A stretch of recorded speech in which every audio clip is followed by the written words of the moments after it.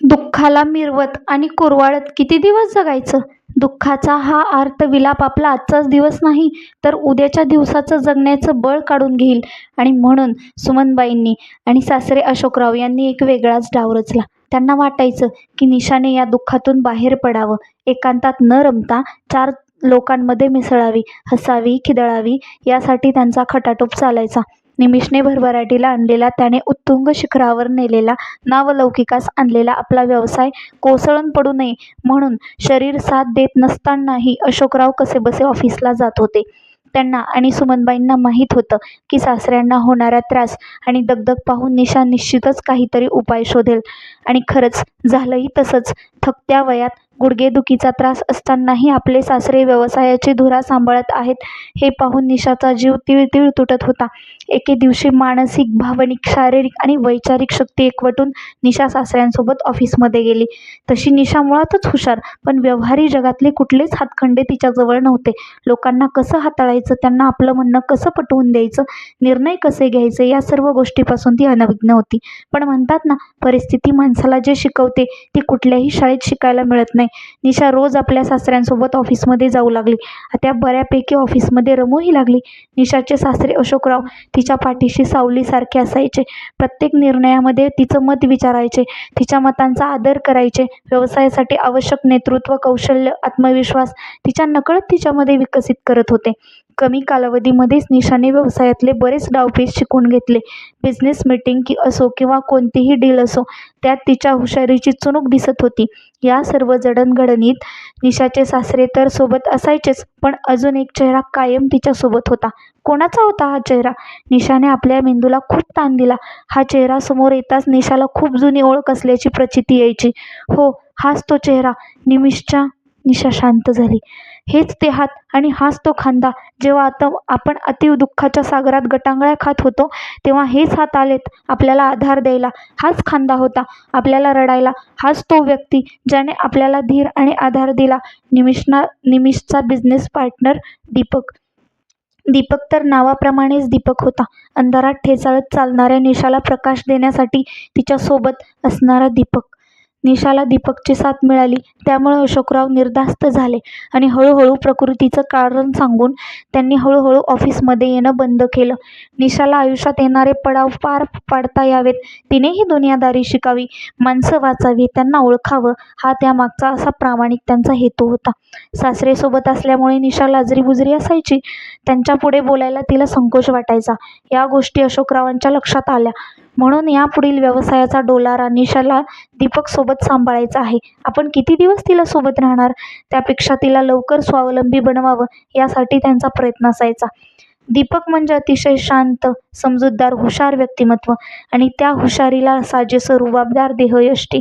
त्याच्या वागण्या बोलण्यात कमालीचा आत्मविश्वास. निशा ऑफिसमध्ये चांगलीच रमली. ऑफिसमधील लोकांची चांगलीच ओळख झाली. दीपकशी बोलण्यात चांगलाच मोकळेपणा आला होता. प्रॉब्लेम कोणताही असो, दीपक त्यावर तोडगा काढायचाच. दोघांच्या चौफेर गप्पा रंगायच्या. आपल्या मनातील भाव व्यक्त करायला निशाला एक हक्काचं व्यासपीठ मिळालं होतं. भावनिकदृष्ट्या ती खूपच कमजोर झाली होती, त्यामुळे दीपक सोबत सलगी वाढू लागली होती. दोघेही समंजस्याने व्यवसायासाठी हितकारक निर्णय घेत होते.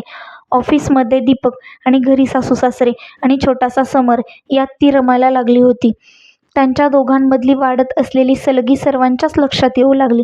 पण या दोघांना त्याचे काहीही भान नव्हते आणि यात त्यांना काहीही वावगं वाटत नव्हतं. पण ऑफिसमधील लोक निशाचं चारित्र्य मलिन करत होते, हे मात्र तितकंच खरं होतं. दीपक निशाशी अनेक विषयावर बोलायचा, पण त्याने कधी तिला आपली कौटुंबिक पार्श्वभूमी नाही सांगितली. निशाला त्याच्या कुटुंबाबद्दल जाणून घ्यायची उत्कंठा होती, पण निशाने कधीच त्याला तसा प्रश्न केला नाही. निशाच्या सासूबाईंनी निमिषच्या स्मृतिप्रित्यर्थ घरी एक छोटासा कार्यक्रम ठेवला. जवळच्या बऱ्याच लोकांना निमंत्रण दिलं. दीपकही आला होता. शोकाकुल वातावरणातच हा कार्यक्रम पार पडला. न राहून निशाने आपल्या सासूबाईंना विचारलंच, आई, दीपकराव एकटेच आलेत हो कार्यक्रमाला? तुम्ही पूर्ण कुटुंबाला आमंत्रित नाही केलं का? निशा कुतूहलाने म्हणाली. कोणाला घेऊन येईल अभागा? सुमनबाई सुस्कारा सोडत म्हणाल्या. का? बायको मुलं नाहीत का त्यांना? की लग्नच केलं नाही त्यांनी? निशा एकामागून एक प्रश्न विचारत होती. लग्न झालं ग त्याचं, पण नियतीने त्याच्यावरही असे घाव घातले की आज त्याच्याही वाटेला एकाकी जीवन आले. म्हणजे? निशा अधीर होऊन म्हणाली. एका गोंडस मुलीला जन्म देऊन त्याची बायको देवाघरी गेली. निशा हे ऐकून सुन्न होऊन गेली. तिला काय बोलावं काही सुचलंच नाही. ती तडक तिथून निघून गेली. दुसऱ्या दिवशी निशा ऑफिसमध्ये गेली. दीपक तिच्या आधीच ऑफिसमध्ये आलेला होता. त्याच्याकडे पाहून निशाने मंद स्मित केले. प्रतिउत्तरादाखल तोही तिच्या डोळ्यात पाहत हसला. निशाची भेदक नजर आज त्याच्या हृदयाच्या आरपार गेल्याचा त्याला भास झाला. निशाने संधी साधून त्याचा भूतकाळ त्याच्याकडून काढून घेण्याचा प्रयत्न केला. इतक्या कमी वयात आलेलं एकाकीपण.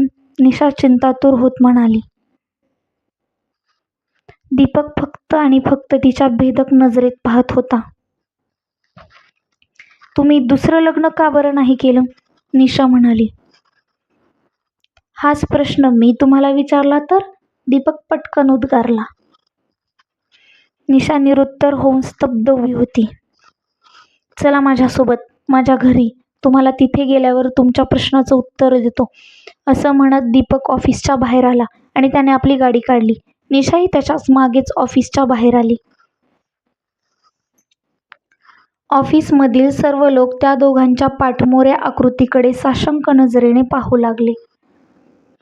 दीपकने गाडीचे दार उघडले आणि निशा त्याच्या बाजूला येऊन बसली. विरहाग्नीमध्ये होरपळलेले दोन मने जवळीक साधू पाहत होते. गाडी भरधाव वेगाने दीपकच्या घराच्या दिशेने निघाली. दोघेही शांत शांत, कोणीच काही बोलण्याचं धाडस करत नव्हतं. काही वेळातच गाडी दीपकच्या बंगल्याच्या गेटसमोर येऊन थांबली. दीपक गाडीमधून उतरला आणि त्याने निशाच्या बाजूचे दार उघडले. निशाही गाडीतून उतरली आणि पुढे चालणाऱ्या दीपकच्या मागे चालू लागली. भव्य दिव्य असा बंगला, समोर बाग पाहून निशाचं मन प्रसन्न झालं. दोघेही आत आले. हॉलमधला टीव्ही चालू होता. समोरच्या व्हीलचेअरवर एक 8-9 वर्षाची सुंदर प्रसन्न मुलगी बसलेली होती. दारात दीपक पाहताच ती आनंदाने पप्पा पप्पा म्हणून ओरडू लागली. तिचा आवाज ऐकून दीपकची आई शारदाबाई बाहेर हॉलमध्ये आल्या. दीपक सोबत निशाला पाहून त्यांना आश्चर्याचा सुखद धक्काच बसला, कारण निशा पहिल्यांदाच त्यांच्या घरी आली होती. निमिषला कितीदा सांगितलं या आमच्याकडे दोघेही मिळून एकदा, पण शारदाबाईंचं बोलणं थांबवण्यासाठी दीपक व्हीलचेअरवर असलेल्या मुलीजवळ गेला आणि मध्येच बोलला, निशू, ही माझी लाडकी बाहुली परी. दीपक आपल्या मुलीच्या डोक्यावरून हात फिरवत म्हणाला. दीपकच्या प्रत्येक हालचालीत एक जबाबदार बापाची छवी दिसत होती. निशा चमकली. निमिषने मला एकदा निशू म्हटले होते, तेच पहिल्यांदा आणि तेच शेवटचे. निशाचा कंठ दाटून आला. मन भूतकाळात गिरक्या घेऊ लागलं. तिने स्वतःला सावरलं आणि व्हीलचेअरजवळ गेली. इतकी गोड मुलगी व्हीलचेअरवर पाहून निशाच्या मनात अनेक प्रश्न निर्माण झाले. तिचं मन व्याकुळ आणि अस्वस्थ झालं. पण अवांतर काहीही न बोलता तिने परीचा लाड केला. तिला आपल्या मिठीत घेऊन प्रेमाने अंजारलं, गोंजारलं. आपले ओठ तिच्या भाळावर टेकवून एक दीर्घ चुंबन घेतलं. परीला खूप आनंद झाला. नकळत्या वयात आईच्या प्रेमाला पारखी झालेली परी आज निशामध्ये आपली आई शोधत होती. निशा आणि दीपक समदुःखी होतील का एकमेकांच्या एकांताच्या सोबती? फुलेल का या वाळवंट झालेल्या मनात हिरवळ? समाज मान्य करेल का हे चकोरी बाहेरचं नातं, की करपून जाईल दोघांच्या मनातील तारुण्य सुलभ भावना? हे जाणून घेण्यासाठी वाचत राहा काचाभूल. आणि हो, तुमच्या प्रतिक्रिया द्यायला विसरू नका. तुमच्या प्रतिक्रियाच लेखणीला गतिमान करण्यासाठी प्रेरित करतात. आजचा हा काचाभूलचा भाग तुम्हाला कसा वाटला? आवडला असेल तर लाईक, शेअर आणि आपल्या चॅनलला सबस्क्राईब करा. धन्यवाद.